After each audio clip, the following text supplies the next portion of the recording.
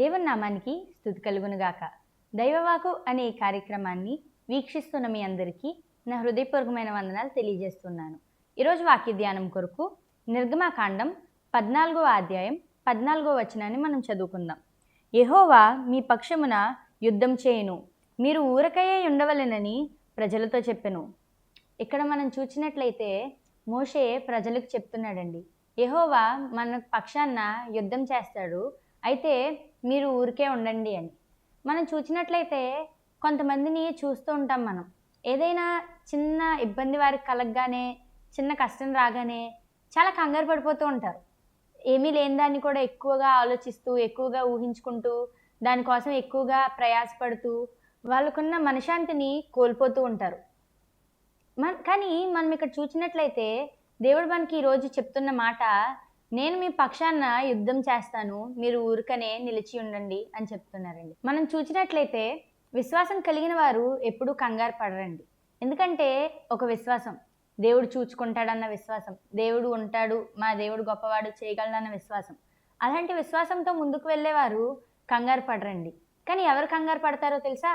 దేవుని మీద విశ్వాసం లేని వారు కంగారు పడతారు. దేవుణ్ణి పూర్తిగా తెలుసుకొని వారు కంగారు పడతారు.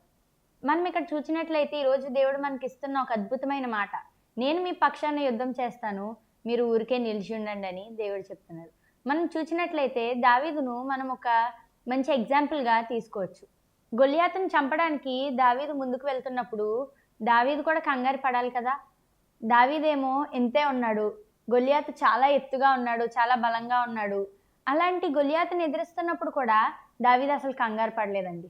దావీదు ఒక మాటే అన్నాడు, యుద్ధము యెహోవాదే, యుద్ధము యెహోవాదే.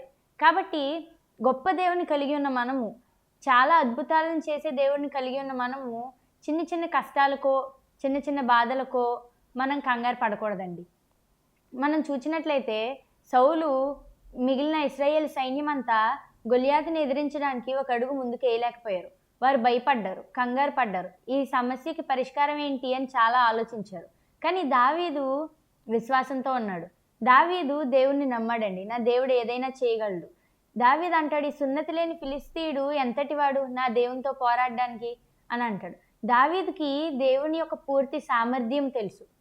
మనలో కూడా చాలా సంవత్సరాల నుండి చర్చికి వెళ్తున్న వాళ్ళం ఉన్నాము, దేవుణ్ణి ఎన్నో సంవత్సరాల నుండి ఎరిగిన వారు ఉన్నాము. అయితే మనకి దేవుని ఒక పూర్తి సామర్థ్యం తెలీదా? దేవుడిని మీ జీవితంలో ముందెప్పుడు కార్యాలు చేయలేదా? ముందు వీటికంటే కష్టమైన పరిస్థితుల నుండి దేవుడు మిమ్మల్ని గట్టెక్కించలేదా?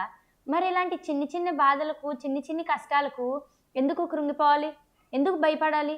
ఎందుకు మనం కంగారు పడాలి? నా దేవుడు గొప్పవాడు, నా దేవుని సామర్థ్యం చాలా గొప్పది.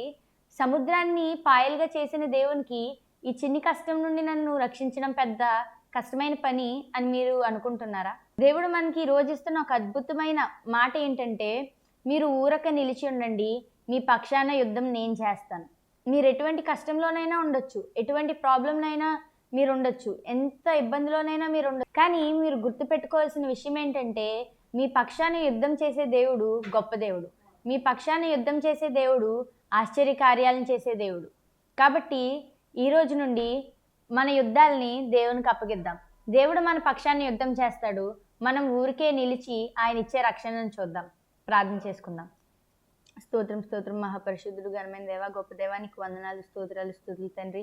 ఎస్ఐ ఉదయకాలపు వేళ తండ్రి, ఎస్ఐ దైవవాకు అనే కార్యక్రమాన్ని చూస్తున్న ప్రతి ఒక్కరిని తండ్రి దీవించమని అడుగుచున్నాం తండ్రి. గొప్ప దేవ, శక్తివంతుడా, వారి జీవితంలో జరిగిన యుద్ధాలని నీ చేతికి తండ్రి ఏసయ్య మేము అప్పగిస్తున్నాం తండ్రి. నీవే వారి పక్షాన్ని యుద్ధం చేసి తండ్రి ఏసయ్య యెహోవా నిస్సీగా తండ్రి గెలుపును దయచేసి తండ్రి వారికున్న ప్రతి సమస్య నుండి వారిని విడిపించమని అడుగుచున్నాం తండ్రి.